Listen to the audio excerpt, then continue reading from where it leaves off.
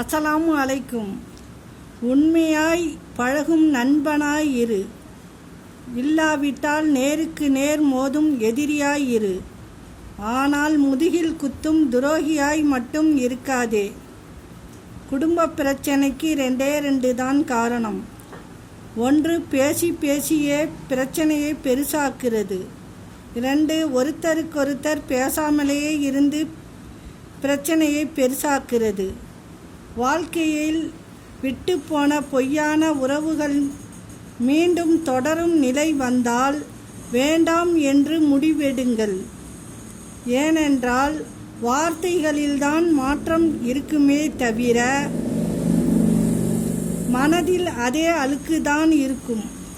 துன்பத்தில் தூரமாக இருந்தவன் இன்பத்திலும் தூரமாக இருக்கட்டும். நெருங்க அனுமதிக்காதே.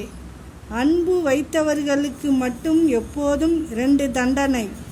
ஒன்று பிரிவு, மற்றொன்று நினைவு. அஸ்ஸலாமு அலைக்கும்.